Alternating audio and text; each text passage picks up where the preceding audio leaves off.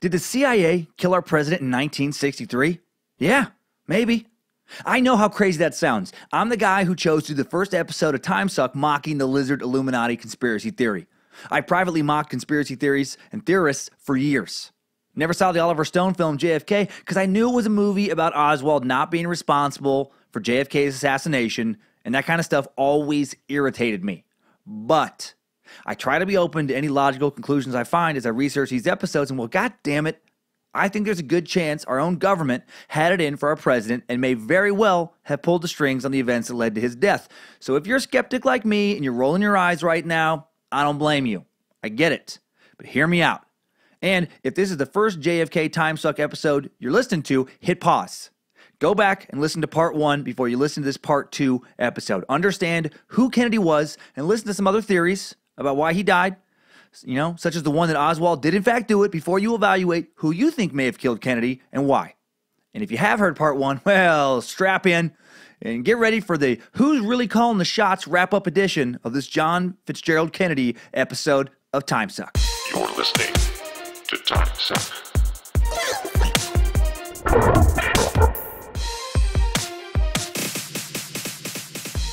Happy Monday, everybody. I'm Dan Cummins, and thanks for listening to Timesuck, you time suckers, you glorious, curious, intellectually hungry, and beautiful, irreverent bastards.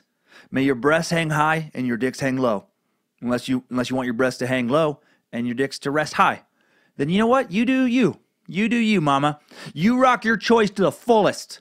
Excited for the big JFK wrap-up today during the 100th year anniversary of his birth. He was born May 29th, 1917. Thank you to all you suckheads for the iTunes reviews, subscriptions, recommendations for others to listen, clicking that Amazon button at timesuckpodcast.com to do your Amazon shopping, throwing some bucks to the suck using that PayPal donation button, and for buying those first and second generation tees at timesuckpodcast.com. Third generation tees at the printers now. Very excited. Trying to decide between puppy taint and duckling eyelid for the fabric. Doing some tests to see, which is softer. Hoping to announce next week that it's ready. I think it will be. I think you're going to like it. Let's just say it may feature Timesuck mascot Bojangles in all his magnificent glory. And maybe there's going to be a men's and a women's version this time. Because I know, some of you ladies, you want a little V-cut, get the V-neck going, show the girls off a little bit. And if that's what you want to do, I think you should do it. So let's get ready to this Kennedy wrap-up right away this time. We're going to skip some of the thank yous by going straight in to a few JFK-specific Timesucker updates. Updates? Get your Timesucker updates. First update today is from Timesucker Corey Oswald. He writes in saying, "Hey Dan, my name is Corey Oswald, and I just wanted to say I've been a longtime fan of the podcast and since episode 1, and I love everything you have on Pandora." Well, thank you, Corey. It's very sweet of you. Now that I'm done being a fanboy, all right, I like it, getting into it. I was watching a couple videos about the JFK assassination and found one where the video narrator was talking about how Jackie wasn't trying to get out of the car or reaching for United States Secret Service agent Clint Hill, but was actually reaching for a piece of John's skull fragment / hair and then gets back into the seat. If you're as morbidly curious as I, just watch from frame 345 to 384, and he's referring to the Zapruder film there, and you see her grab for something. From frame 385 to 419, you can see Jacqueline crawling back into the seat next to her dead husband just before the video ends. Hail Lord Nimrod, and praise the God of Suck. Thank you, Corey. That is something I came across that I didn't mention, and actually, when you look into it, when the Secret Service agent who was assigned to the president's car that day, Clint Hill, the man seen in the Zapruder film, is rushing up to the back of the car after JFK is shot into the head. He was asked in 2013, why did Mrs. Kennedy come up to the back of the car? And he said because she was trying to gather some of the material that came off the president's head and was on the back of the car. Now, that's Hill's firsthand assumption about her motive, but it's not like later that day he was able to ask her, hey, Jackie, remember a couple of hours ago when your husband's brains were blown out in front of you, and then you climbed out the back of the car? What the fuck was that all about? But he was there, and that's what he assumed. So there is a chance that in her shock, she was trying to put his head back together, and not, as others have assumed, and as I also stated, trying to climb away from shooters in front of the car. Yeah, because when you watch the film, it does appear that Jackie, there's a chance that she was just trying to grab something. And Governor Connolly's wife Nellie, who sat in front of the First Lady, later recalled she heard Jackie screaming after John was shot. Jack, they've killed my husband. I have his brains in my hands. So maybe she was actually literally just grabbing a chunk of his brains, just in shock. I mean, what a fucking horrific thing to witness. How do you ever recover from that? Jackie would go on to remarry, live for many more years, but she must have been haunted for the rest of her life by those 5 terrible seconds in Dallas that changed the course of U.S. history.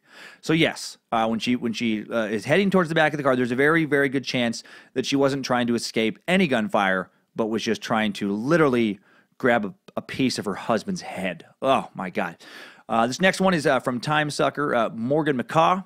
Said, I just listened to the most recent Timesuck on JFK. I kept waiting for you to reference this video made by Discovery Channel before they went full idiot. And that's a reference to the Megalodon when Discovery Channel was just started doing just crazy shit. They recreate the magic bullet shot with ballistics dummies and the same rifle and ammo to show it is entirely plausible. Carlos Hathcock is a fucking badass who might deserve his own time suck or share it with other legendary war heroes, and I'm surprised he is so skeptical of this performance at 80 yards. Not actually that far, and that's a reference to the first episode when I say that he is, as he did some fucking incredible shots in Vietnam. As a kid, I once shot a dragonfly out of the air with my pellet gun while it was flying around. I couldn't figure out where I hit it for about a minute until I realized I perfectly shot off its head. Was this a 1 in a million shot that wasn't exactly indicative of my skill? Yes. Is there a chance that Oswald got lucky and rolled a natural 20 in D&D terms on his assassination attempt? I would say so. Love the D&D reference, Morgan. God, it always felt so good. I used to play D&D when you rolled that 20 when you're attacking. Just the fucking best. And yeah, that's a hell of a dragonfly shot. Okay, but back to what you were saying here. Back to his email. You also mentioned that critics say he didn't have any gunshot residue on his face. I'm not an expert on these things, but I know a decent amount about guns, and I wouldn't expect gunshot residue to be on someone shooting a bolt-action rifle like a Carcano. All the powder is long burned by the time a human can run the bolt, and the muzzle is a long way from the shooter. Excellent points, Morgan. Excellent points. And I did watch that Discovery Channel, and they do make an interesting case that the bullet from a shooter on a grassy knoll would have obliterated JFK's head as opposed to what actually did happen, where it blew just a little chunk off of the top. Also, while this video proves it couldn't be a shooter on the grassy knoll, there are so many other videos that do prove it had to have been a shooter on the grassy knoll. And actually, if you let the Discovery Channel video play to the end, the very next video that comes up is a video from an episode of a 1988 British docuseries called The Forces of Darkness, episode called The Men Who Killed Kennedy. And in it, they interview a man named Gordon Arnold who was standing at the grassy knoll that day who claims to have heard the bullets definitely come from behind him on the grassy knoll. So while I did see videos, such as the one from Penn and Teller's old show Bullshit, that prove he was shot from behind where Oswald was, again, there was an equal number of convincing videos that do prove he was shot from the front. And that's just, this whole JFK wormhole. For every video you can find that says one thing happened, you can find another convincing video that another thing happened. And so you just got to kind of like watch a bunch and then, go with what you kind of feel in your gut is more likely than the rest. It's why everybody's still talking about JFK assassination, because there's so many conflicting theories that people have researched very well and made a strong argument for. From Timesucker, Mike, this one, Mike says, JFK is one motherfucker. And this is more of an inspirational one. This is cool. This is a little inspiration drawn from the adversity JFK overcame with all his health troubles and all the death he faced in the first episode. Remember, he lost his older brother in World War II. His only older sibling, just 2 years older, whom he was very close to. He lost a brother-in-law in the war. He lost his younger sister, Rose. She became an invalid from, essentially lost her. She became an invalid from a botched lobotomy in 1941, and she was the closest to him in age, just a year younger. And then the next sibling closest to him in age, Kathleen, just 3 years younger than him, was killed right after the war in a plane crash in 1948. He himself nearly died right after the war, a war where he saved lives with some incredible acts of bravery. And then he had health problems, back surgery complications, but he still went on to become president. And yeah, he came from a wealthy family. Yes, he had opportunities many of us never have had or nor will we ever have. But he was also one tough, tenacious motherfucker of a man. And that's what Mike's getting at. He says, hey, Dan, I'm a BDM. And again, that's a fan of the fantastic Mediocre Time podcast, by the way. BDM stands for Big Dick Millionaire, term for the show's premium members. I love that funny acronym. And he says, thank you for putting this episode out. I had my girlfriend of 5.5 years dump me 4 days after my birthday and a month before I was going to propose. Then 3 months later, I was hit with some horrible family news, which obviously made that seem minuscule, but yet threw my life into another whirlwind. I say all of that because as soon as I hit the 45-minute mark of the JFK Part 1 podcast, I realized I needed to stop being a fucking baby. JFK dealt with real life or death problems willingly, and I am just dealing with the problems of a normal, lucky, privileged guy. Thank you again. I love the fucking show, and truly thank you for letting me get this off my chest. Keep on sucking. Yeah, buddy, I like it. I like what you're taking from that, Mike. You keep on sucking. Inspiration from JFK. Love it when we get something more than just random trivia from these episodes. Now let's see, what lessons we can all learn from today's information. Let's get out of these updates and get into the rest of this JFK. Thanks, time suckers. I needed that. We all did. Okay, today we're really going to explore why JFK may have been killed, more than who specifically killed him, because odds are we're never going to know who the real killer was.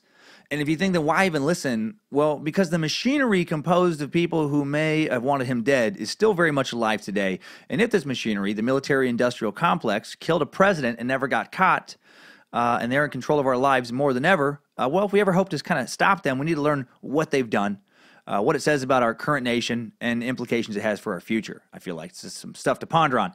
Important stuff. So to understand the forces that may have conspired to kill Kennedy, we have to first understand the military-industrial complex. And to understand that, we have to understand the Cold War and the groups that formed out of the Cold War, such as the CIA. All these groups were formed out of fear of communist expansion.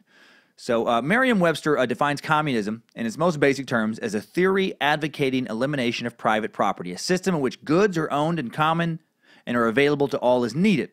It's essentially the opposite of capitalism, which Merriam-Webster defines as an economic system characterized by private or corporate ownership of capital goods by investments that are determined by private decision and by prices, production, and the distribution of goods that are determined mainly by competition in a free market. Bojangles defines communism as a bunch of silly old bullshit that inherently opposes the competitive nature of humanity, and then Bojangles raises his leg and takes a piss for further emphasis of his contempt and waves a fucking flag in favor of capitalism. That's Bojangles. Basically in communism, in theory, everyone works for the state, and then the state takes care of everyone equally. Now, again, in theory, there's no lower, middle, or upper class in communism, no wealthy landowners, and then poor factory workers. Everyone's the same. And again, it's beautiful in theory. I think I'd love to, look at communism more deeply, and I will in some future time sucks. We need to do some eventually about Stalin, Lenin, Karl Marx, Fidel Castro, Rasputin, etc. In capitalism, if you can figure out how to make more money than your neighbor, you can buy 100 times the land he or she has, and afford to send your kids to the schools that only the wealthy can afford. By God, you can go grab that American dream and just take everything you want. Now, obviously, this one can end up looking ugly in its extreme form also. When it becomes a squash everyone in your path to get as much as you can out of this world, step on the little guy to get ahead, and then make sure your kids continue to step on the little guys. That's the ugly side of capitalism. I personally don't think unregulated capitalism is any better than stone-cold communism. To me, they're two extremes, and we're constantly trying to figure out how to live in the middle somewhere where you can be rewarded for your hard work, you can dream of making loads of money without relying on a class of poor, struggling fellow citizens to do so. You don't need to exploit them to do so. People who your ego won't let you understand may have worked just as hard as you have for what they're trying to get, but maybe they weren't born into the same opportunities. Maybe they didn't get the same lucky breaks. That's me. That's what I think. And probably enough pontificated by me on that. Now, if you know the gist of what communism is. So with communism, you can't get Bill Gates rich, but you also never have to worry about health insurance, the cost of higher education, saving for your retirement, etc. Again, this is how it works in theory. In reality, it's tended to lead to a lot of people living in extreme poverty, like when millions starved in the Ukrainian forced famine of 1921 and 1922. Well, the theory of modern communism can pretty much be traced back to Karl Marx, a man who deserves, again, his own time suck. For today, just know that this German philosopher, political scientist, sociologist, journalist, and man of many other hats created the blueprint that the Soviet Union and other communist states would be founded on when he wrote the Communist Manifesto, along with fellow German social scientist Friedrich Engels, a book published in 1848. And in it, Marx stated that the history of all hitherto existing society and the history of class struggles, something that he believed was happening between the bourgeoisie, the select few upper class and upper middle class, who then controlled society, and the proletariat, the working class masses who toiled to produce everything but who had no political control. He purported the idea that human society moved through a series of progressive stages from primitive communism Marx felt early hunter-gatherer societies were communist in nature because everyone had the same job, through to slavery, feudalism, and then to capitalism, and that this in turn would be eventually replaced by communism. So for Marx, communism was seen as the inevitable kind of, as well as desirable end for human society. And Marx, while demonized by some modern capitalists, he wasn't, a bad guy. He came from a good place with his theory. He was writing, his work in response to the Industrial Revolution that began in the mid-18th century in Europe with the rise of factories. And suddenly there was this ultra-wealthy factory owner class, and then this ultra-poor, ultra-exploited, child laborers and all, factory worker class. We'll now cut to 1905 to see the seeds for the Cold War between U.S. capitalism and Soviet communism being planted, a philosophical battle that may have cost Kennedy his life many years later. The seeds for communism in Russia were sown on Bloody Sunday, not the one Bono sung about with U2 in 1983, the 1972 incident when 28 peaceful protesters were shot by British soldiers in Derry, Northern Ireland. Now, this isn't even bloodier Sunday. Early 80s U2, baby. So good, right? That song is so good, Bloody Sunday. Back when Bono was more known for incredible lyrics and vocals than for wearing horrific sunglasses all the fucking time. It's like he saw some early Elton John videos and thought, that's a good start. I like what he's done with his eyewear, but there's so much more to be explored. So fucking annoying. Why do I hate his sunglasses so much? January 22nd, 1905. Large number of unarmed demonstrators led by Father Georgy Gapon were fired upon by soldiers of the Imperial Guard as they marched towards the Winter Palace to present a petition to Tsar Nicholas II of Russia asking for better working conditions.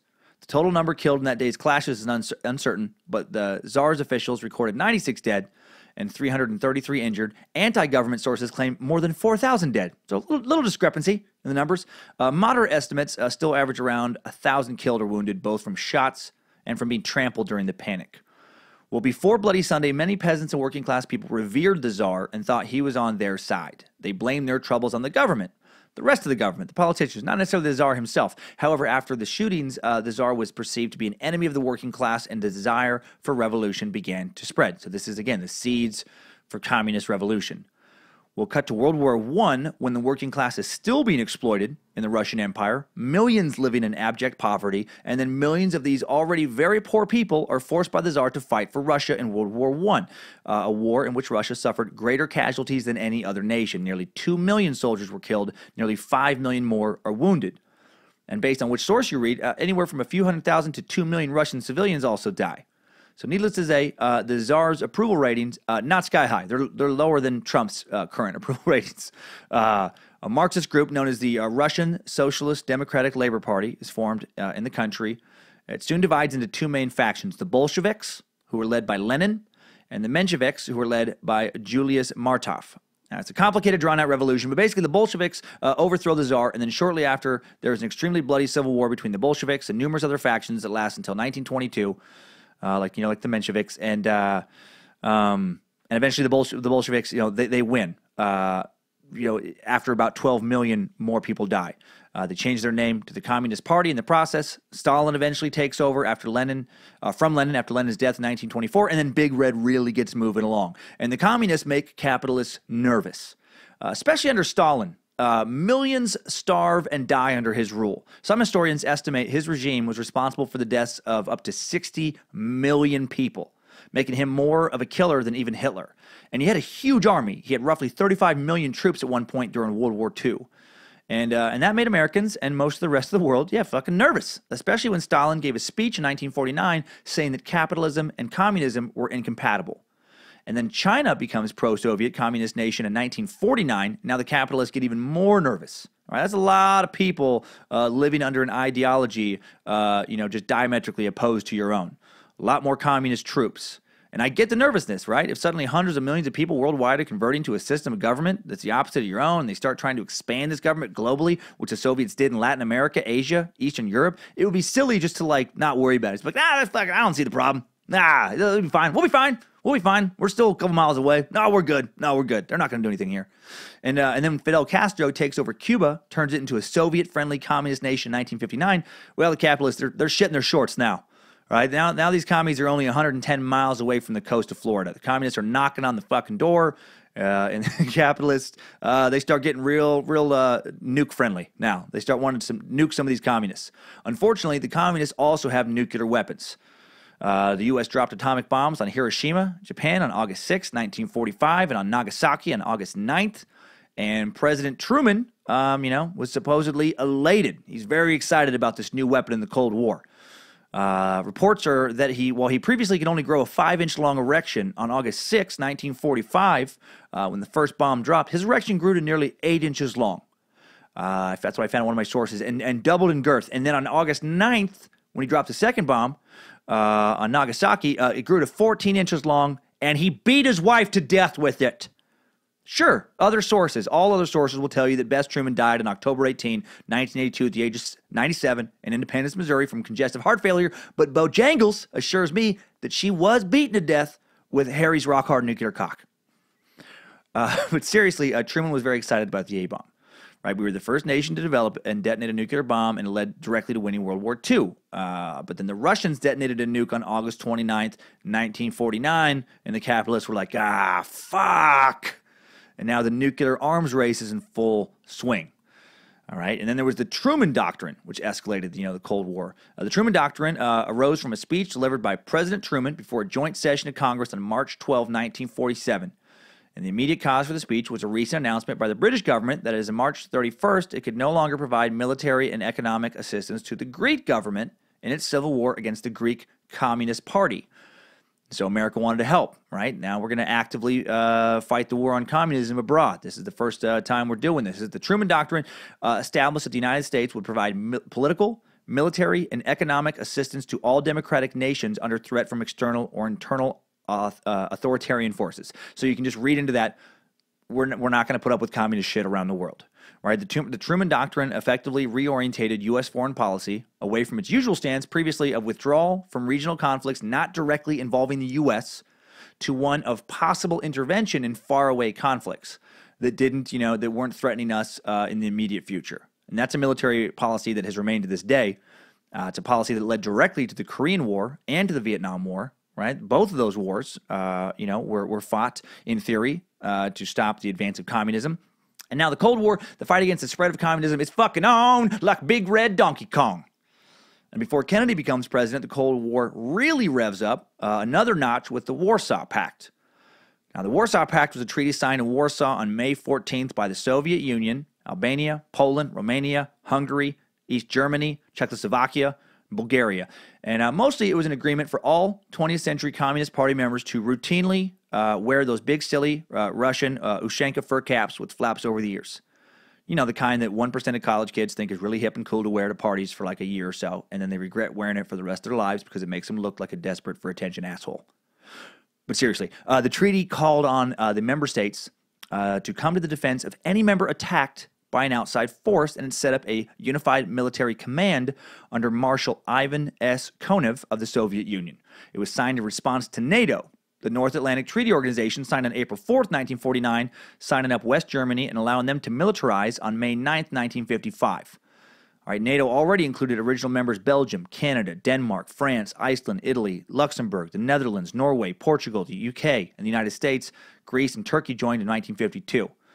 Pro-democracy Western Europe and pro-communist Eastern Europe, head-to-head, right? And now there were pro-American forces on one side of Berlin and communist Russian-backed forces on the other. And the friction between these two sides led to the creation of the Berlin Wall in 1961.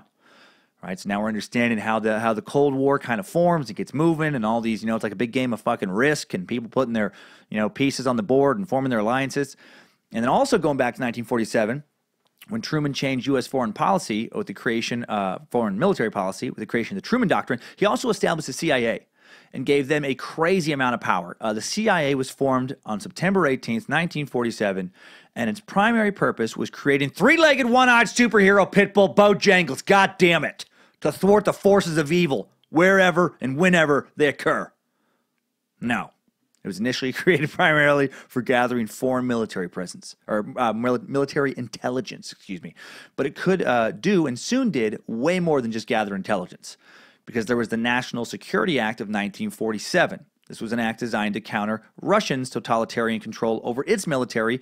It led to the formation of not only the CIA, but also the Joint Chiefs of Staff, the National Security Council, several other government agencies. And then in 1948, the newly formed National Security Council approved Top Secret Directive NSC 10/2, which sanctioned U.S. intelligence to carry out a broad range of covert operations, including, quote, propaganda, economic warfare, demolition and evacuation measures, subversion against hostile states, including assistance to underground resistance movements, guerrillas, and refugee liberation groups.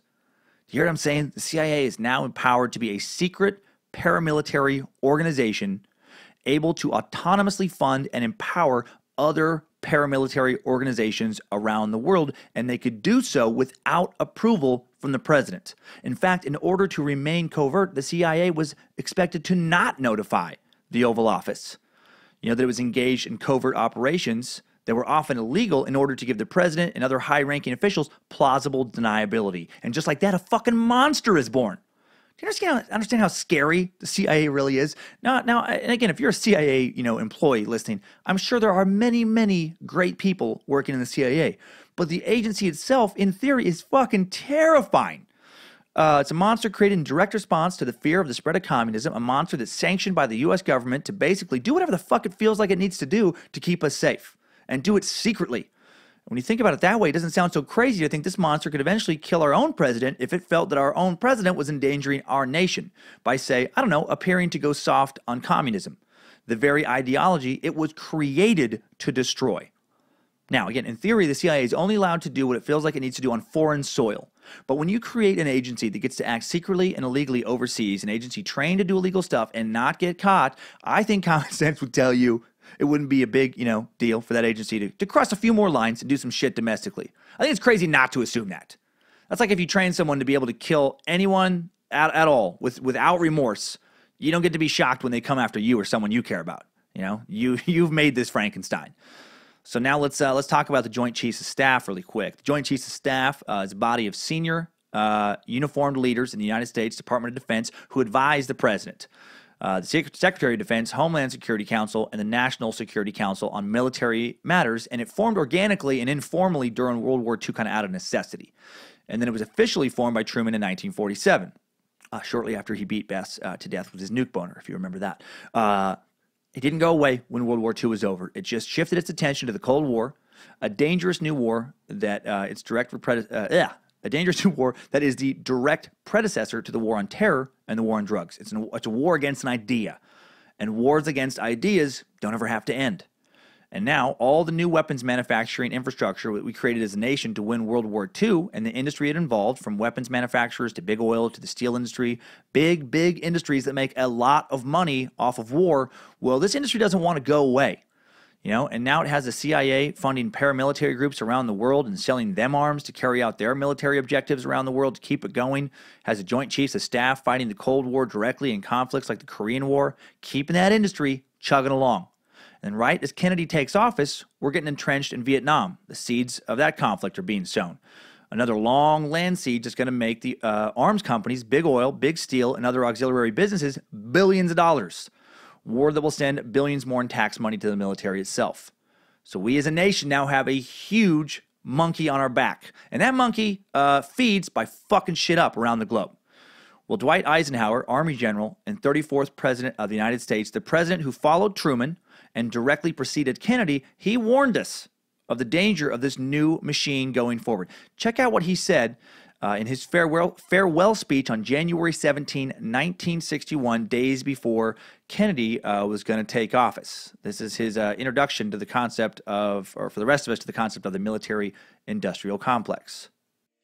We have been compelled to create a permanent armaments industry of vast proportions.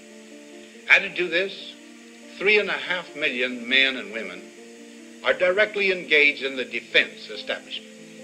Now, this conjunction of an immense military establishment and a large arms industry is new in the American experience. The total influence, economic, political, even spiritual, is felt in every city, every state house, every office of the federal government. We recognize the imperative need for this development, yet we must not fail to comprehend its grave implications. Our toil, resources, and livelihood are all involved. So is the very structure of our society. In the councils of government, we must guard against the acquisition of unwarranted influence, whether sought or unsought, by the military-industrial complex. The potential for the disastrous rise of misplaced power exists and will persist. We must never let the weight of this combination endanger our liberties or democratic processes. We should take nothing for granted. Only an alert and knowledgeable citizenry can compel the proper meshing of the huge industrial and military machinery of defense with our peaceful methods and goals, so that security and liberty may prosper together. All right, well, sorry about the audio cleanliness there. That was the best, the cleanest speech I could find of that old, or cleanest audio I could find of that old speech. But that speech is often cited, again, when historians talk about the military-industrial complex. And after research I did for this Timesuck, I think JFK choosing to not only stand up to the military-industrial complex, but actively trying to dismantle it is what got him killed. And let's find out why I think that with the Timesuck timeline of some key events leading up to that fateful day in Dallas. But before we do, let's check in with today's sponsor. Timesuck is brought to you today by Dollar Shave Club. You may not lead the life that JFK had, powerful political family, movie star mistresses, war hero, president, but you can get a cleaner, smoother shave than old Jack Kennedy ever had by making a smarter choice and switching over to Dollar Shave Club. I switched and I love it. I love their executive razor, manly, weighty handle, 6 stainless steel blades per cartridge, and you get 4 cartridges sent to your home every month. And you get a tube of that Dr. Carver shave butter. I never cared for shaving cream, but I love the shave butter. Feels good on my face. Feels good on my armpits. Yeah, I shave my pits. And full disclosure, feels great on my balls. Hell yes, I shave my balls. And I never worry for a second about those 6 steel blades mangling up anything important down there. There's no razor irritation, no ingrown hairs, not with Dr. Carver's shave butter, or as I like to sometimes call it, Dr. Gentle Touch's ball butter. So get a great shave at a great price, conveniently delivered right to your door. Don't go to the store. Don't spend a fortune on gimmicky shaving tech you don't need, and give Dollar Shave Club a try. For a limited time, Timesuckers get their first month of the executive razor with a tube of their Dr. Carver shave butter for only $5 with free shipping. After that, razors are just a few bucks a month. That's a $15 value for only $5. In your first month's box, you get an awesome weighty handle, full cassette, 4 cartridges, and a tube of that Dr. Carver shave butter. And after your first month, replacement cartridges ship automatically at the regular price. No hidden fees, no commitments. Cancel anytime you like. You can get this offer exclusively at dollarshaveclub.com/timesuck. That's dollarshaveclub.com/timesuck. And now, let's take a look at the events that led up to JFK's assassination in Dallas with the Timesuck timeline. Strap on those boots, soldier. We're marching down a Timesuck timeline. January 20, 1961. Kennedy takes office and introduces a shift in Cold War policy with his inaugural address, stating that both sides, Russia and the U.S., begin anew the quest for peace before the dark powers of destruction, unleashed by science, engulf all humanity in planned or accidental self-destruction. March 23, 1961, Kennedy changes policy on Laos by ending U.S. support of anti-communist ruler General Fumi Nosavan, whose government was backed and installed by CIA/Pentagon forces under Eisenhower. Barely in office 2 months, Kennedy has already pitted himself directly against the military-industrial complex. By 1963, Kennedy's relationship with the CIA would deteriorate to the point become so contentious that he would say, quote, I want to splinter the CIA in 1,000 pieces and scatter it to the winds. So not a big fan. April 15th through 19th, 1961, barely 3 months into office, Kennedy has to deal with the Cuban Bay of Pigs crisis. On April 17, a Cuban brigade of exiles, trained and commanded by the CIA, invade Cuba through the Bay of Pigs in an attempt to assassinate leader Fidel Castro and then overthrow his communist government. Remember, this is why they formed, to do things exactly like this. Topple governments they perceive as a threat to democracy. They fail, and they're captured by Castro's army. Kennedy feels like the CIA has trapped him into trying to send over a full-scale invasion of troops into Cuba to save the brigade of over 1,000 soldiers. The CIA, the Joint Chiefs of Staff, push him, obviously, very much to do exactly that, but he refuses. He won't take the bait. The CIA never forgives him for this. They abandoned their mission, or he abandons their mission. He's concerned about Russian retaliation against an invasion of their Cuban ally. He thinks the retaliation could escalate into a full-scale nuclear war. And he feels tricked by the CIA, and 2 months later passes National Security Action Memoranda, two of them, NSAMs 55 and 57, which take military-type operations out of the hands of the CIA. So he's already trying to reduce the scope of their power. And again, they're not going to like that. Well, then on October 27, 1961, Checkpoint Charlie standoff. 6 months after the Bay of Pigs, the Soviets and the U.S. have a standoff in Berlin, the Checkpoint Charlie crisis, a situation that brought us super close to nuclear war. On October 27th, 10 American M48 tanks approached Checkpoint Charlie, an opening in the New Berlin Wall where people would travel from east to west, Berlin and vice versa. They were confronted by 10 Soviet tanks. 20 more Soviet tanks arrived as reinforcements, and then 20 more Allied tanks reinforced the first U.S. 10 tanks. So the conflict began on October 22nd over a dispute as to whether East German guards were authorized to examine the travel documents of a U.S. diplomat named Alan Leitner passing through to East Berlin to see the opera. One more reason for me not to be into the opera. It nearly got us into nuclear war. Now on October 27th, 60 tanks are engaged in this face-off. Right, 30 on each side, 100 yards apart, guns trained on one another, and they would keep their weapons pointed at each other for 16 straight hours through the night. Can you imagine being one of the soldiers in one of those tanks? 16 fucking straight hours of a cannon being pointed right at you? Do you ever slip out to go to the bathroom during those 10, 16 hours? Or do you just not have to go to the bathroom because you are continually pissing and shitting yourself? Well, the instigator of the confrontation, U.S. Army General Lucius Clay, was ordered by Kennedy to withdraw after Kennedy was able to speak to Soviet Premier Nikita Khrushchev, the Soviet leader who followed Stalin. The Joint Chiefs of Staff felt that speaking with Khrushchev the way Kennedy did was like treason. General Clay wanted JFK to follow a tank assault at the wall with an all-out nuclear strike on East Berlin. He wanted to win the Cold War by striking first. In a telegram to Secretary of State Dean Rusk, he said, "Today, we have the nuclear strength to assure victory at an awful cost." He urged that a ground attack on the Russians be followed with a, quote, nuclear strike. This is a short-sighted Cold War military mentality that Kennedy had to deal with. Dudes who wanted to fucking nuke Russia, as if they weren't going to nuke us back. As if tens of millions of people and possibly many, many, many more that weren't going to be obliterated in some kind of nuclear holocaust. Like, what the fuck were they thinking?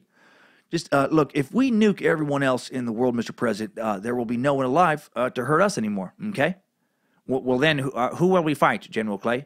What use will we have for you anymore? That's a good point, Mr. President.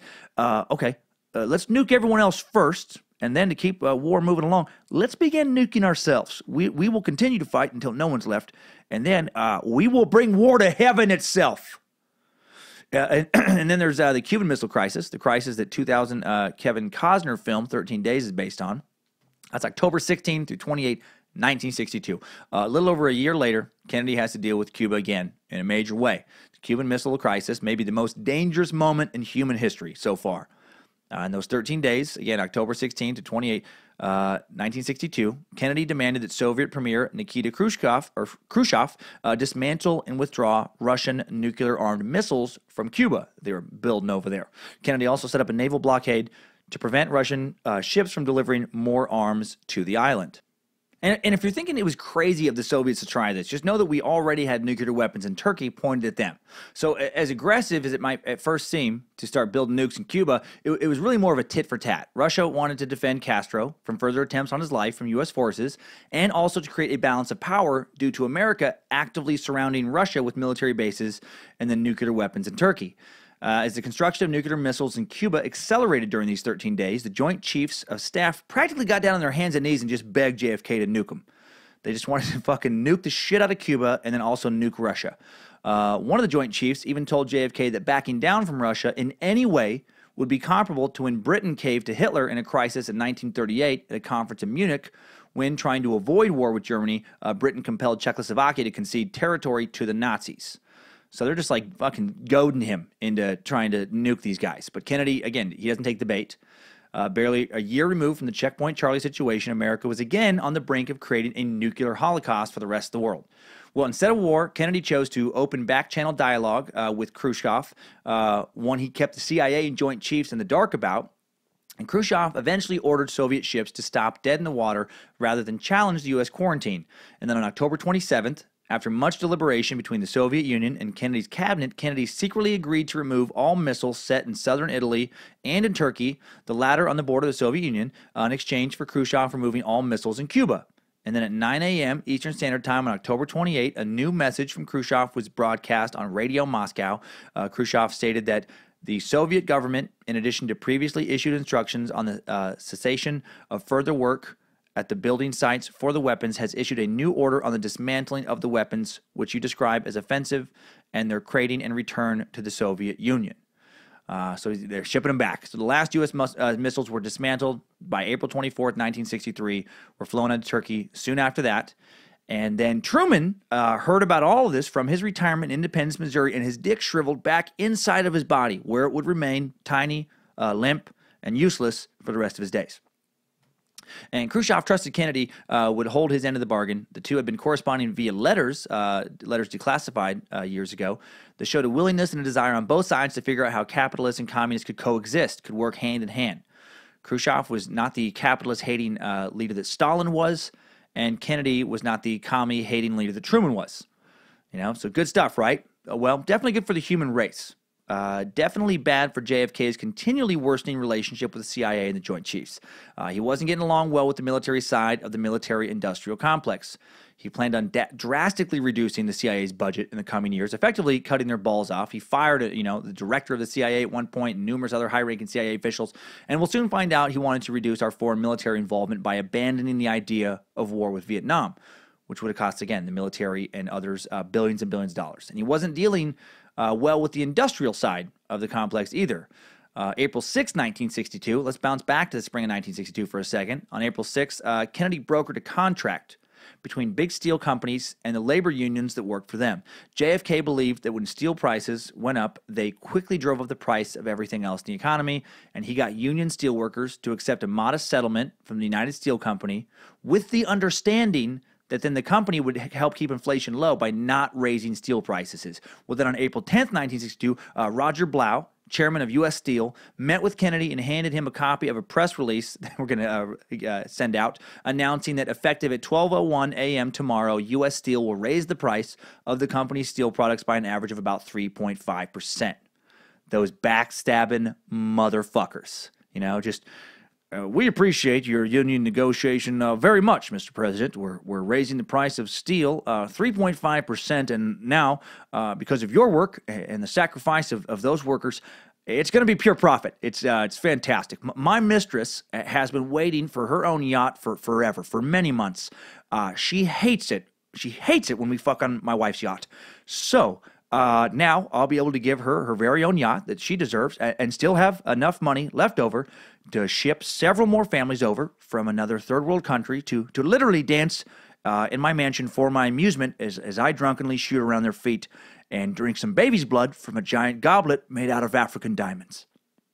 Yeah, JFK, he knew that the union workers and himself had been double-crossed, obviously, by big business, and he's enraged. He tells advisors, my father always told me that all businessmen were sons of bitches, but I never believed him until now. That remark appeared in the New York Times on April 23rd, 1962, and the corporate world never forgot it.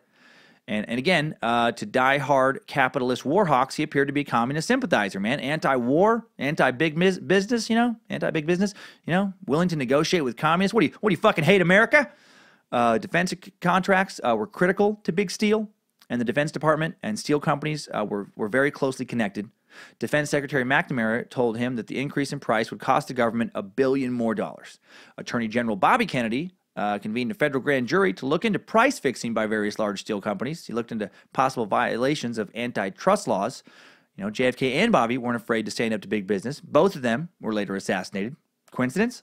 I don't think so. Check out what JFK said about big steel companies at a press conference on April 11th, 1962. He says, United States Steel and other leading steel corporations increasing steel prices by some $6 a ton constitute a wholly unjustifiable and irresponsible defiance of the public interest. The American people will find it hard, as I do, to accept a situation in which a tiny handful of steel executives whose pursuit of private power and profit exceeds their sense of public responsibility can show such utter contempt for the interests of 185 million Americans. Wow, man. Power to the fucking people. He just called their corporate leader, called him out, called out the public leaders, publicly shamed them for fucking over the American working class. That is awesome. That's exactly how you also put a target on your back. Again, in general, the more I read about this guy, the more I like him. And yes, I know, and some of you have already written in from episode 1, I know he was a big womanizer. But that's not all he was. He was also a man for the people, a courageous motherfucker who stood up for what he believed in the face of adversity as a politician, you know? And in that sense, I kind of get why Jackie O put up with a lot of his shit.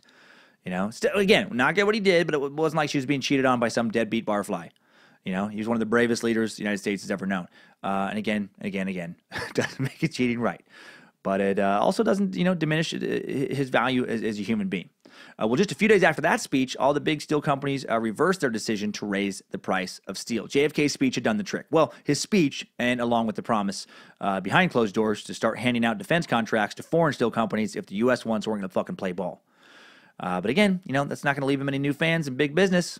An article in the April 30th, 1962 issue of U.S. News and World Report suggested that the president's heavy hand with big business made him appear to act like a Soviet commissar. Bobby Kennedy was especially disliked. He continued his antitrust investigation, and eventually U.S. Steel and other big corporations were forced to pay maximum fines in 1965 for price-fixing activities between 1955 and 1961. The Kennedy brothers weren't playing the game. They weren't allowing big business to do what they wished, and that was not status quo in D.C. It hasn't been status quo since. Big business doesn't like that. Well, author James Douglas of JFK and the Unspeakable, Why He Died and Why It Matters, a book I relied on a ton for this episode, believes, while he has no proof of who it was, that some big business insider is the one who pushed the CIA, perhaps through huge bribes, to kill Kennedy. The CIA has units whose sole purpose was to carry out covert assassinations. Part of the planning of their missions was creating credible stories to blame other people and other governments for their killings. Was Oswald one of their stories? If anyone could pull this off, it would be them.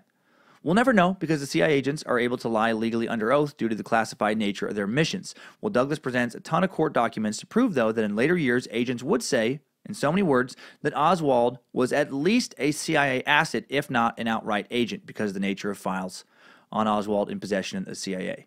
One former agent, Jim Wilcott, who worked in the finance department of the Tokyo CIA station from 1960 to 1964 as an accountant, said in a 1978 interview with the San Francisco Chronicle that it was common knowledge in the Tokyo CIA station that Oswald worked for the agency. He'd heard numerous agents talk about it after having a little too much to drink. And you have all heard various assertions that Oswald was a CIA operative in the first episode of this two-parter. More on that in a bit. More on that for sure. A lot more. First, let's talk about nukes and Vietnam. May 6, 1963, at Camp Smith in Hawaii, JFK holds a conference with military advisors about what to do with Vietnam. Specifically, he wants to withdraw. The Joint Chiefs, not surprisingly, don't. The CIA doesn't.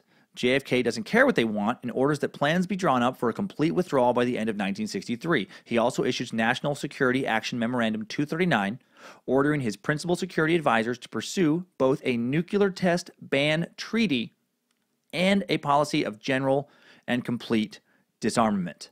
Do you hear what I'm saying? He wants to end our nuclear weapons program.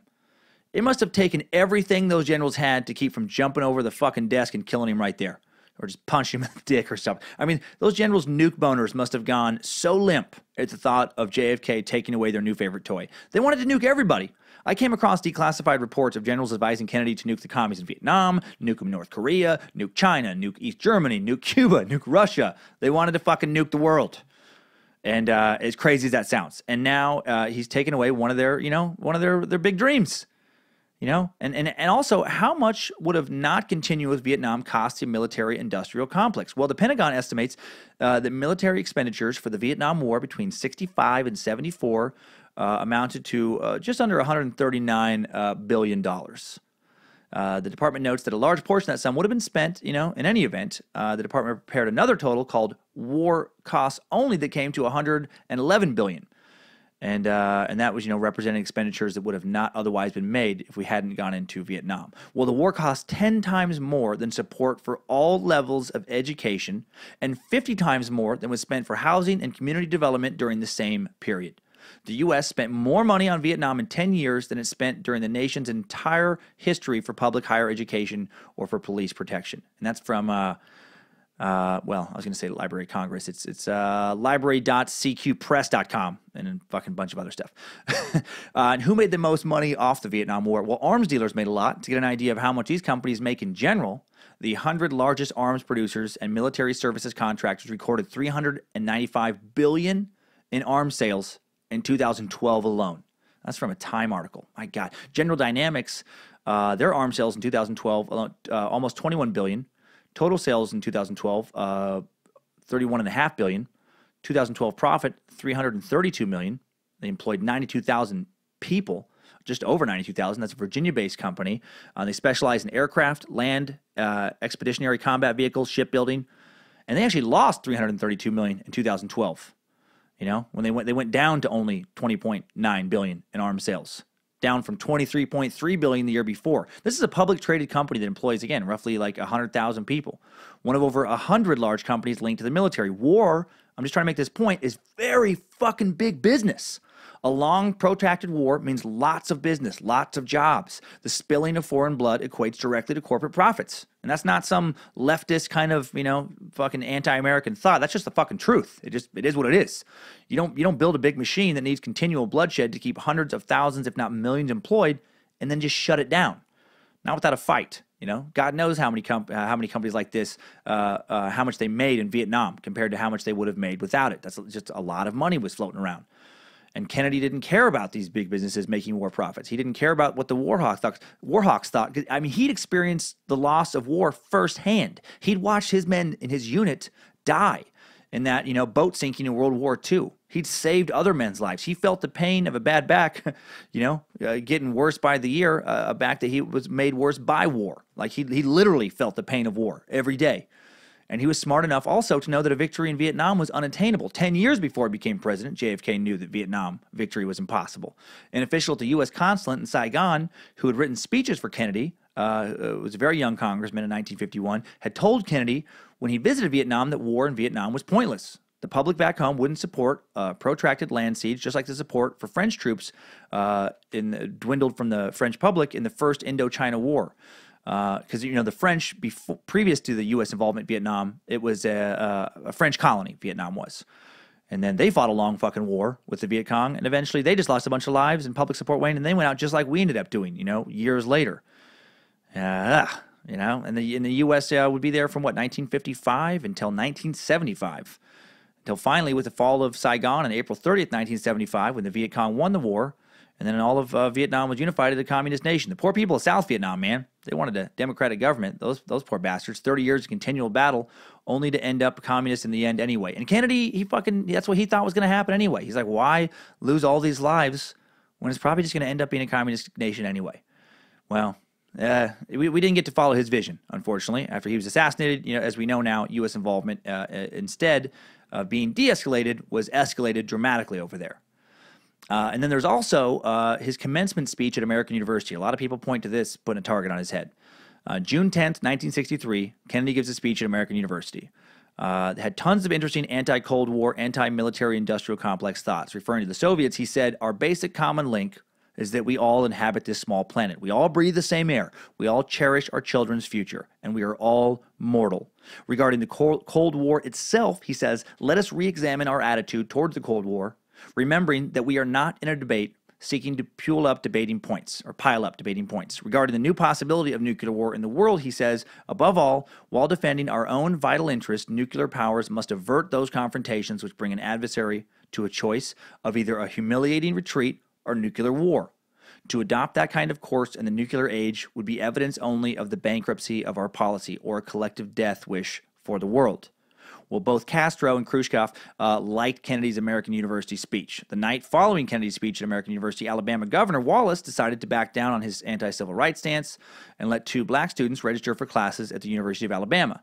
Kennedy described the plight of African Americans that night in a televised address, saying, quote, "The Negro baby born in America today, regardless of the section of the nation in which he is born, has about 1/2 as much chance of completing a high school as a white baby born in the same place on the same day. 1/3 as much chance of completing college. 1/3 as much chance of becoming a professional man. Twice as much chance of becoming unemployed. About 1/7 as much chance of earning $10,000 a year. a life expectancy which is 7 years shorter, and the prospects of earning only half as much. So see, like just in general, Kennedy is throwing very radical ideas out for this point in history. You know, he decides to become a champion for peace and for race equality in an era when much of the country was very much in favor of war and prejudice. Going against the grain set forth by the powers that be is a great way to get killed. People fear change.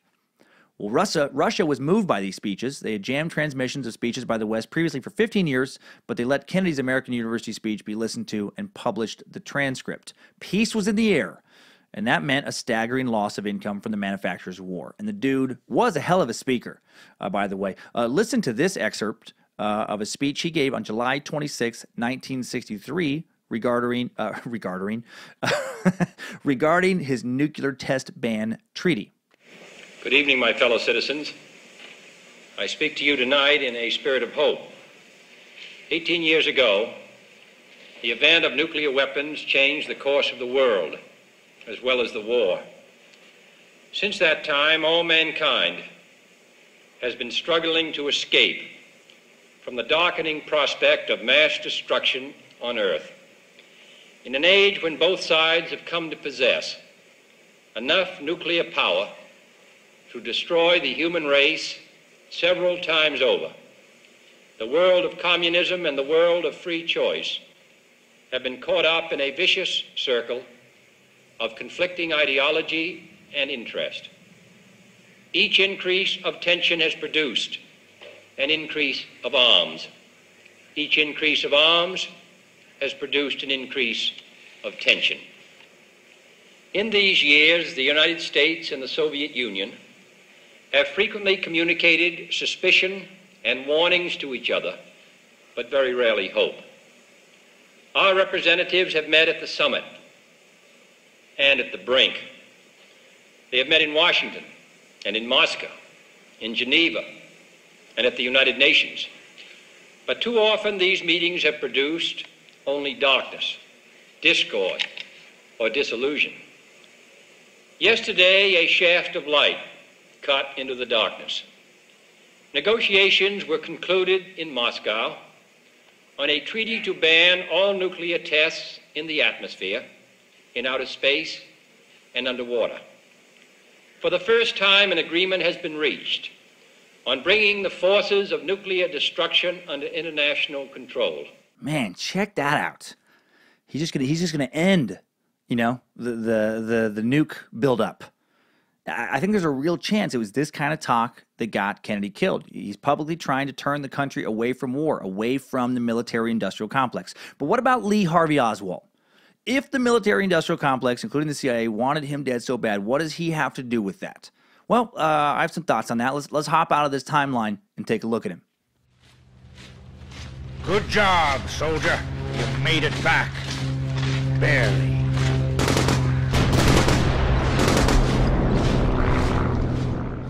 All right, let's take a little look-see into Lee Harvey Oswald. Lee Harvey Oswald was born on October 18, 1939 in New Orleans, Louisiana, to Marguerite and Robert Oswald Sr., who died of a heart attack 2 months prior to Lee's birth. Following her husband's death, Marguerite Oswald sent Lee and his 2 older brothers to live in an orphanage.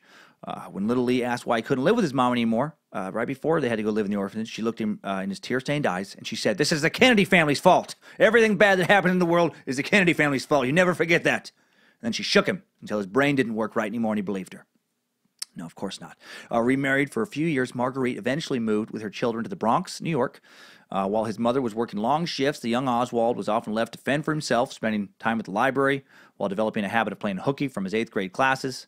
He was eventually picked up and placed in a detention hall where a social worker described him as emotionally detached, giving off the feeling of a kid nobody gave a darn about.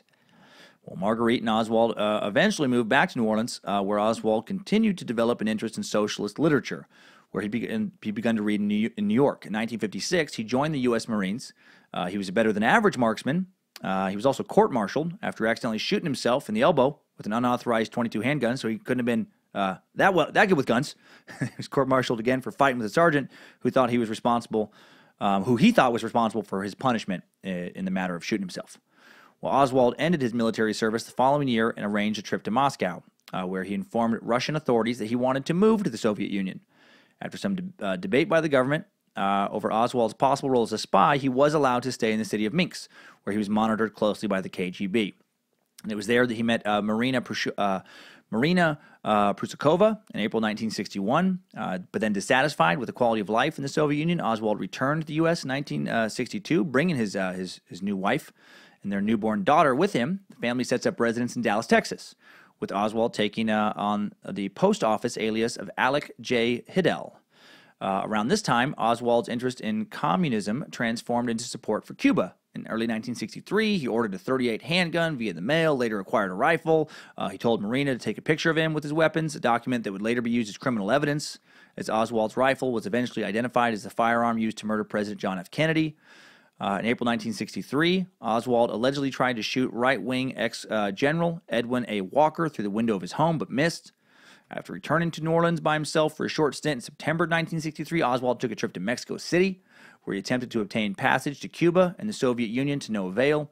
Oswald then returned to the States, where he got a job working at the Texas School Book Depository in Dallas. His family stayed with a friend in a nearby suburb, and Marina gave birth to a second daughter that October. Well, in the afternoon of November 22nd, 1963, around the time of President John F. Kennedy's approaching motorcade through Dallas, Oswald killed the president and wounded Texas Governor John P. Connally when he fired 3 shots from the 6th floor window of a book depository. And then, of course, President Kennedy died at Parkland Memorial Hospital shortly after the attack at the age of 46. Well, these are the basic biography.com facts. Does make him look like a communist sympathizer, doesn't it? And that's the Warren Commission's take. Oswald was a misguided commie who wanted to strike at the heart of America and freedom and kill our president. But check this shit out. Former CIA agent Victor Marchetti wrote a book called The CIA and the Cult of Intelligence. He claims that in 1959, the year of Oswald's defection, the U.S. was having a hard time acquiring intelligence on the Soviets and were trying all kinds of crazy shit. He claimed that ONI, the Office of Naval Intelligence, had recruited and trained roughly 20 men to act as if they had become delusioned by the U.S. government, to act as if they were very interested in communism. They were made to appear to be disenchanted, poor American youths who had become turned off and wanted to see what communism was all about. And the CIA hoped the Soviets would recruit them to be spies, right? Then they could be double agents. Well, could Oswald have been one of these men? The Warren Report portrayed Oswald as disillusioned and mentally ill. However, former Marines who knew Oswald said he was staunchly anti-communist, staunchly anti-Russia. One former roommate who went on to become a California judge, James Bathello, believes that Oswald's quote-unquote defection to Russia was absolutely a cover. He believes, as do many others, that Oswald was absolutely working for the CIA at that time. His former Marine roommate believes this, a roommate who went on to become a judge. Why would he say that if it wasn't true? This is a guy who built a career on following the law and being beholden to the truth. I think it gives his take a little more credence than if it was said by some dude who just sold crystals to protect evil spirits from invading your dreams at the Venice Beach Boardwalk. Wouldn't be as powerful if it was coming from, that dude. Just, you need amethyst, man. You need amethyst, man. There's no way quartz is going to protect you from a level 3 demon, man. Oh, and by the way, another thing. Oswald didn't do it, man. He totally didn't do it. He couldn't have done it, man. No, the moon wasn't aligned with his sign that day, man. He wasn't carrying topaz, How can you do it? Yeah. This is a fucking judge. It's not that dude. So, again, if it doesn't make you believe that maybe there's some shady shit on, I think it gives you pause, makes you wonder, well, why the fuck would he say that? And many believe the Warren Report left out extensive connections between Oswald and other people connected with the CIA, such as George de Mohrenschildt, a guy who received a large Haitian contract after doing a favor for the CIA relating to Oswald in Dallas, a dude who died suddenly when he decided to talk about the CIA connection between himself and Oswald years later, 3 hours after revealing a CIA-sanctioned contact with Oswald on March 29, 1977. That's when he revealed it. George died of an allegedly self-inflicted gunshot wound, putting a shotgun to his mouth and pulling the trigger. That's a weird coincidence. 3 hours after you reveal some CIA information that others would be very interested in that might actually make it look like Oswald wasn't responsible or at least was acting on behalf of the CIA, and then you fucking off yourself. That's weird. In April 1963, Oswald moved to New Orleans and found work at the Riley Coffee Company, a company owned by William B. Riley, a wealthy supporter of the CIA-sponsored Cuban Revolutionary Council. There's a connection. In early September 1963, Oswald was witnessed meeting CIA agent David Atlee Phillips in the busy lobby of a downtown Dallas office building by Alpha 66 leader Antonio Veciana. He told this to the House committee investigation into Kennedy's assassination years later, and then was shot in the head shortly after testifying. That's fucking weird, right?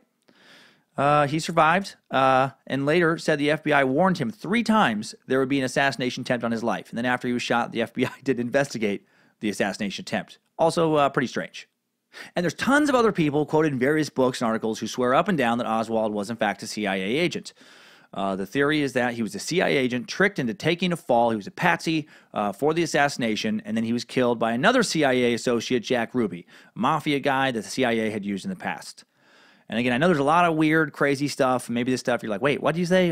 What is it? How does that make sense? I know it gets a little crazy, but the more you read, the more just weird coincidences just keep stacking up. And again, I just keep going back to the notion that Kennedy could have ended the Cold War as being like motive for these things to happen, for the CIA to want him dead. In 2001, Nikita Khrushchev, his son, Nikita Khrushchev's son, Sergei, wrote in the New York Times, "I am convinced that if history had allowed them another 6 years, they would have brought the Cold War to a close before the end of the 1960s. But in 1963, President Kennedy was killed, and a year later, in October 1964, my father was removed from power." And again, ending the Cold War would have cost the military-industrial complex so much money. Military expenditures by the U.S. during the Cold War years were estimated to have been $8 trillion. You don't fuck with $8 trillion and not risk being killed by some very wealthy people who have a lot to gain with that kind of money.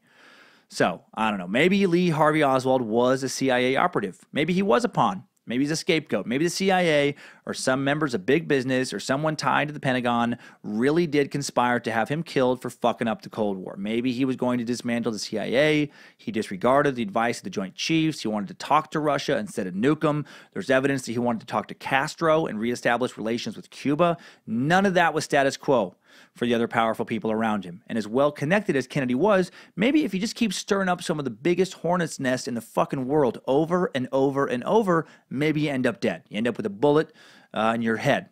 Maybe it's a bullet in the back of your head, maybe it's a bullet in the front of your head. Maybe it's 2 bullets, one from the front, one from the back.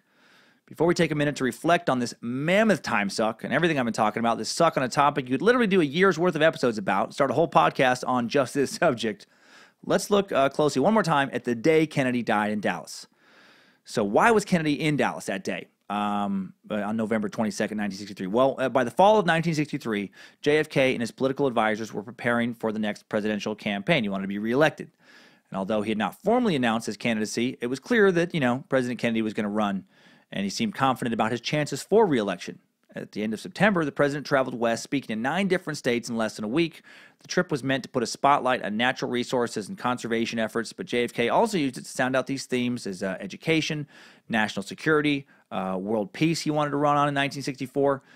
A month later, the president addressed Democratic gatherings in Boston and Philadelphia. Then on November 12th, he held the first important political planning session for the upcoming election year. At the meeting, JFK stressed the importance of winning Florida and Texas. Talked about his plans to visit both states in the next 2 weeks. Mrs. Kennedy would accompany him on the swing through Texas, which would be her first extended public appearance since the loss of their baby Patrick in August. And on November 21st, the president and the first lady departed on Air Force One for the 2-day 5-city tour of Texas. President Kennedy was aware that a feud among party leaders in Texas could jeopardize his chances of carrying the state in 1964, and one of his aims for the trip was to bring Texas Democrats together. He also knew that a relatively small but vocal group of extremists was contributing to political tensions in Texas and would likely make its presence felt, particularly in Dallas, where U.S. Ambassador to the United Nations, Adlai Stevenson, had been physically attacked a month earlier after making a speech there. Yeah, that's a crazy story. National Indignation Convention founder Frank McGahey had interrupted Adlai's speech and was asking why Stevenson insisted on negotiating with communist dictators. By the way, this National Indignation Convention was a grassroots conservative movement in the 1960s to protest the Kennedy administration and its attempts to bring socialism and tyranny to the United States. That's how fucking worried about JFK just people were. They were so worried about him being a commie. Kind of reminds me of people being worried about Obama's, alleged ties to radical Islam, which just like, JFK's concerns were completely unfounded. Well, Frank Fuckface McGahey, he continues to interrupt, and then another audience member tries to get him to sit down, and they end up having a wrestling match right there. Other detractors start joining in. People start shouting stuff about Cuba. How about, what's going on with Cuba? Some people are yelling trying to imitate JFK's accent, make fun of him. Large banner that had read "Welcome Adlai" flips down to reveal another message behind it that said "Unread Front," so some anti-communist kind of fucking message. More scuffles start breaking out. Stevenson insists on staying on the stage. He finishes his speech, but then as he's leaving the convention, as police are escorting him past a crowd where people are waving signs to say stuff like traitor and communist, one of these protesters suddenly flies towards Stevenson, her sign raised high, and then she slams it down on his fucking head, hits him in the forehead, just missing his eye. He steps back under the blow, and then a clean-cut college student pushes towards the reeling Stevenson, flailing his fist. The cops and Stevenson's aides are pushing back. It's fucking pandemonium. Stevenson and Marcus, this guy with him, have nearly reached the car when two more young men leap from the crowd. Traitor, they yell in unison. They unleash spit on Stevenson's face. Two cops wrestle one of them. Another man, the other guy that doesn't get wrestled, he fucking takes off and leaves. Adlai and his staff are piling into the limo. Now the mob is rocking the limo back and forth until they're screaming at the driver, just fucking get out of here, get out of here, get out of here. And then the driver starts driving through the crowd, tires screeching as they flee away from the scene. Very dramatic. So that's the kind of tension that was in Dallas just, weeks before he got there. And despite this incident, and, that happened against one of his, political allies, and recently, JFK still felt he had to make his presence known there.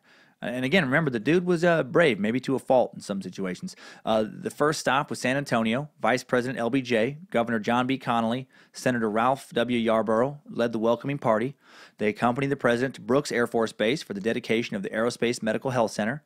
Continued on to Houston, he addressed a Latin American Citizens Organization, spoke at a testimonial dinner for Congressman Albert Thomas before ending the day in Fort Worth. He has a warm reception in Fort Worth. I actually stayed at the hotel in Fort Worth that he stayed at last night. He was alive.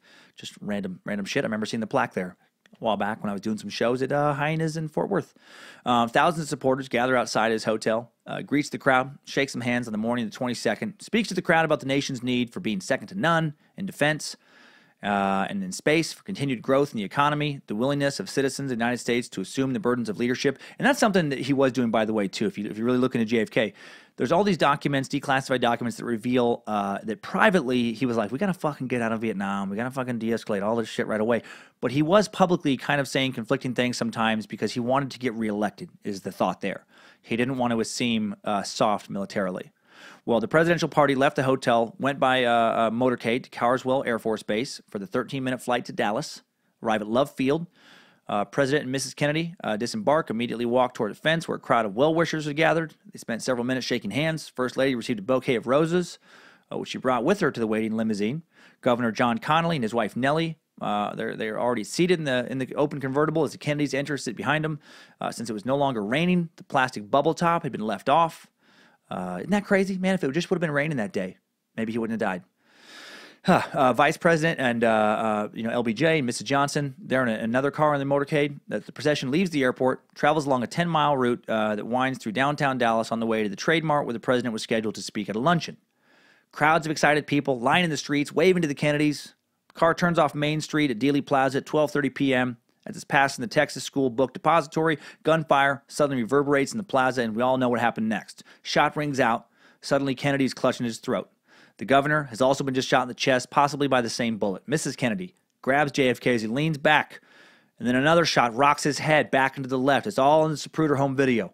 Mrs. Kennedy, she just looks like she's going to climb out the back of the car, which, again, we kind of talked about at the top of the episode. Maybe she was just reaching for part of John's head, which is fucking grotesque but possible.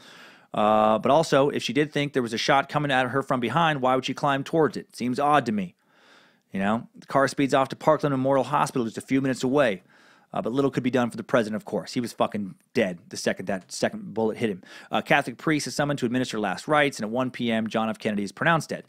Though seriously wounded, Governor Connally would recover. And the president's body was brought to Love Field, placed on Air Force One before the plane took off. A grim-faced LBJ, former Timesuck topic, stood in the tight, crowded compartment, took the oath of office, administered by U.S. District Court Judge Sarah Hughes. The brief ceremony took place at 2:38 p.m. Less than an hour earlier, police had arrested Lee Harvey Oswald, a recently hired employee at the Texas School Book Depository. He was being held for assassination of the president and for the fatal shooting shortly afterward of patrolman J.D. Tippit on a Dallas street. Allegedly. Of course, many dispute Oswald killing Officer Tippit, just like they dispute him killing Kennedy. Critics of the Warren report have pointed out that a number of the witnesses could not identify Oswald as the slayer of Tippit. They said witnesses had said that the murderer was short and squat. Oswald was thin, medium height. And another witness said that 2 men were involved in the killing of Officer Tippit. Well, Jim Garrison, the district attorney of Orleans Parish, Louisiana, from 1962 to 1973, he didn't believe Oswald was shot, or that Oswald shot anyone that day. This is a guy played by Kevin Costner in Oliver Stone's film JFK. Jim was interviewed by Playboy magazine in the October 1967 edition of the magazine, the edition where the centerfold. And Playmate of the Month was model and actress Regan Diana Wilson, born March 6, 1947, in Torrance, California. Her centerfold was photographed by Ron Vogel.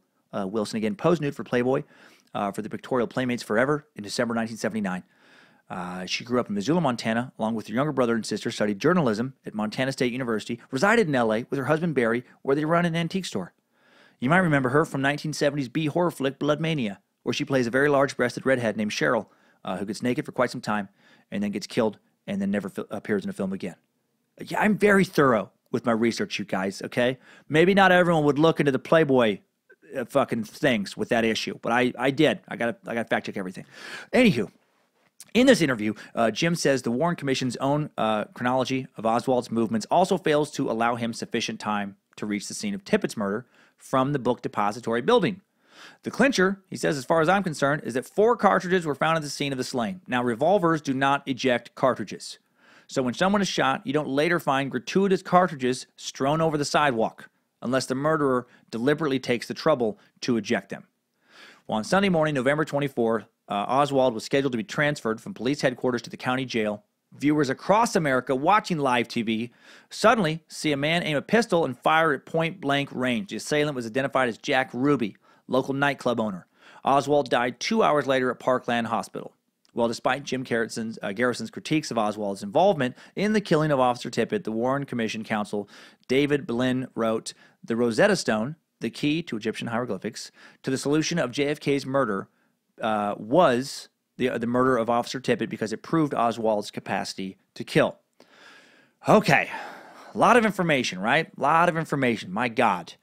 So did Oswald do it? I mean, obviously, I think you can tell I don't think so. I really don't. You could spend a week reading articles and books that say he did it, that give all this information, all these stats, all these facts on why it was definitely him. Yes, this shot could have happened. Yes, he could have pulled it off. He definitely did it. He was a communist sympathizer. He wanted him dead. He was crazy, blah, blah, blah, blah, blah.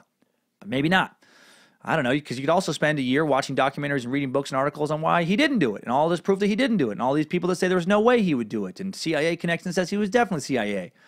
At the end of the day, I don't think we'll ever know the truth truly. We'll just have people say that they heard this person confess. We'll uncover documents. Other documents will emerge, refuting the previous documents. New documents will then refute those. A new witness will refute previous witnesses, etc., etc. Just fucking keep on going. All we can do is look at a wide chunk of the info out there and come to our own conclusions. And here's the conclusion I've come up to. I think someone other than Oswald shot the president that day. And I can hear some sighs right now. I can feel it. I can feel your collective eye rolls. Right? Just, God damn it. Seriously, Dan? What? Fuck it, really? Is that what you really do think that? All right, well, this is the most interesting I came across. It's in the James Douglas book, JFK and the Unspeakable. He cites one hell of a fucking source. He cites Charles A. Crenshaw, one of the emergency room doctors who treated Kennedy in Parkland Memorial Hospital the afternoon he died in 1963.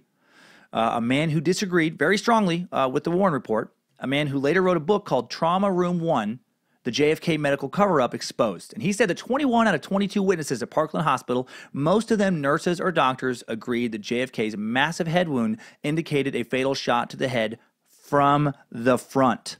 From the front.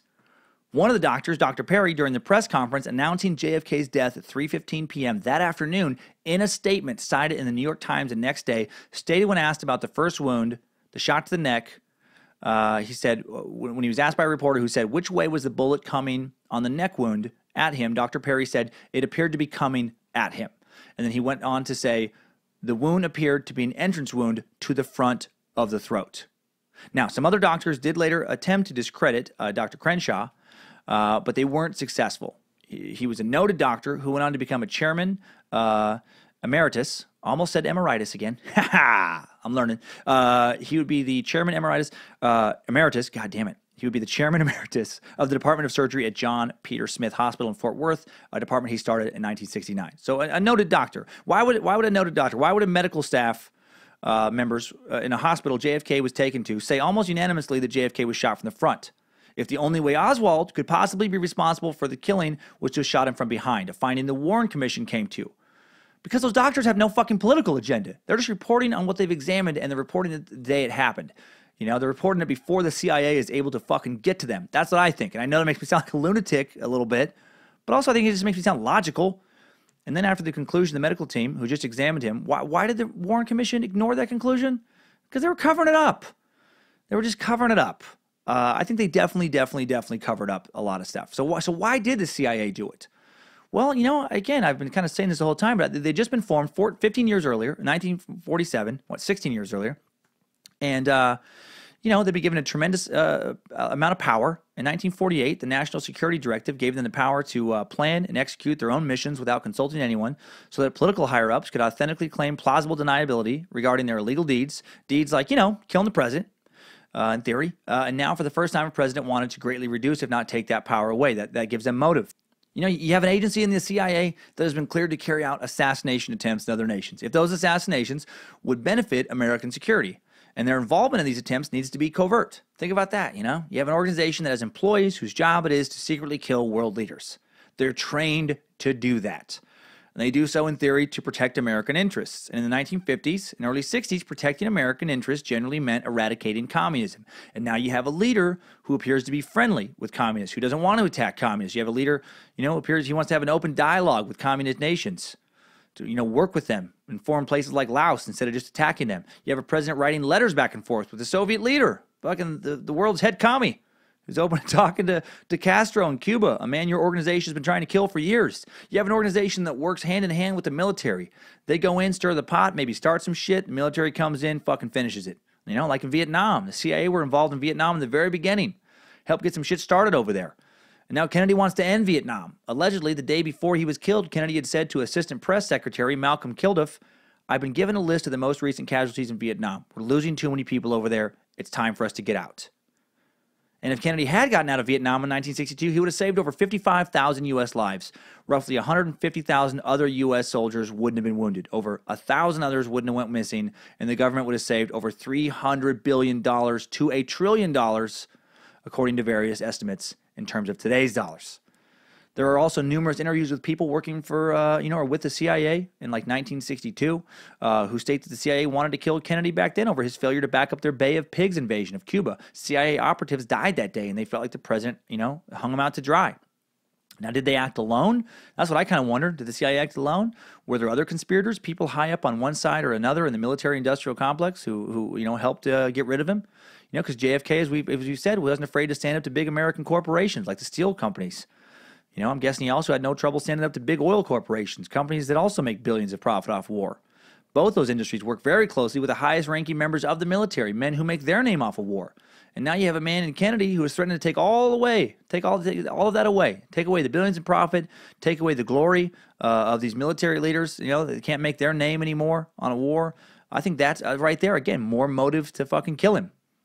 So who did do it? There's some mob hitmen the CIA had used before in their various dealings with the criminal underworld that are suspected. CIA agents are suspected. I don't fucking, who knows? On that part, I really don't actually care. But I don't think it was Oswald. I really do think it was the CIA. And if it was, it doesn't matter who actually pulled the trigger. What matters is that we may have a government capable of doing whatever it needs to do to keep this military-industrial complex chugging along, which means that until someone else, as brave as Kennedy, comes along, someone willing and somehow able to challenge the powers that be, change this machine without being killed for doing so, we're never going to have peace in the world, right? Not ever. That's one thing to think about. Here's another angle, though. This might make me sound the craziest. What if the CIA was right to kill him? What if not only did they kill him, what if it was the right call? What if war is an inevitable fact of life? What if it really is a dog-eat-dog world and global peace is just an impossible dream? I don't like to think that, but I think it might be true. You know, what if agencies like the CIA are necessary? What if they should be doing all the shady shit they're doing? What if that actually is what keeps us safe? What if Kennedy had gotten elected another term and did try to give peace a chance and it got us just fucked? You know, I think that's something you have to at least entertain and discuss. I don't know, man. I don't know. So much to think about. So much. And I hope it sparks some intense conversations amongst you time suckers. Thoughts about our government. Thought about the way we kind of live in the world. Thoughts about what happened with Kennedy. Man. So much. It never ends. But we're going to end it now. We're going to end it today with a quick recap of one more piece, and also one more piece of new information like we do now with our top 5 takeaways. Timesuck Top 5 Takeaways. Number 1, President Truman created the CIA in 1947 and gave them the authority to create and execute secret missions intended to destabilize foreign governments in 1948, and they may have secretly killed our own president, and they definitely could without anyone ever finding out. That's terrifying. Number 2, JFK publicly shamed corporate leaders in April of 1962, threatened to give away their military contracts, and got them to lower steel prices by doing so. Will we ever have a president brave enough to stand up to big business in that way again? Or would that just get them killed too? Number 3, a former roommate of Lee Harvey Oswald, a man who went on to become a California judge, James Bothello, believes that Oswald's defection to the Soviet Union was absolutely a cover given to him by the CIA. He believes, as many others do, that Oswald was absolutely working with the CIA and was their fall guy. Why would he make that up? Number 4, the emergency room doctors in Dallas who examined JFK minutes after he was shot claimed he was shot from the front. Why would doctors say that if it wasn't true? And why would the Warren Commission go against that finding? And number 5, time for some new facts. I'm not the only person that believes a large secretive network exists, one powerful enough to kill a president. JFK himself seemed to believe it.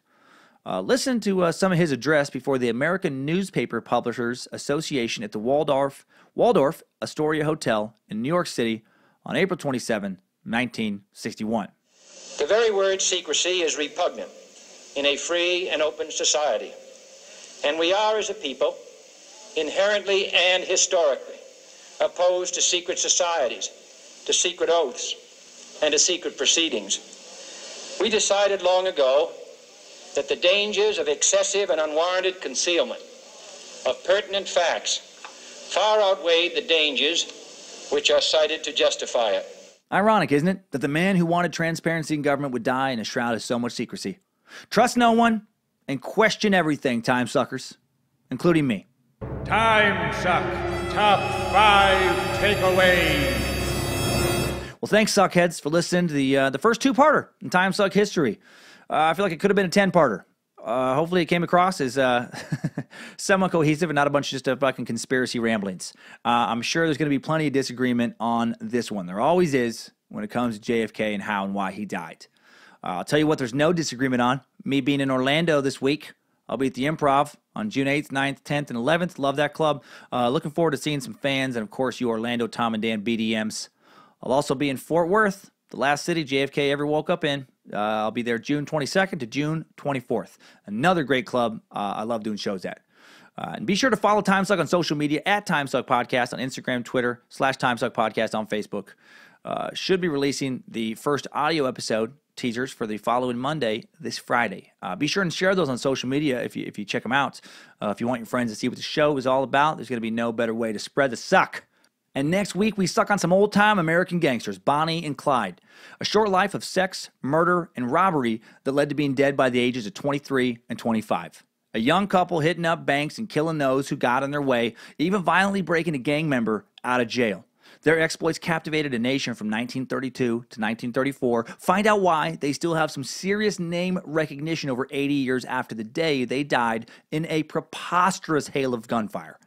Reading about their lives feels more like reading a Hollywood script than it does reality. And until then, keep on sucking.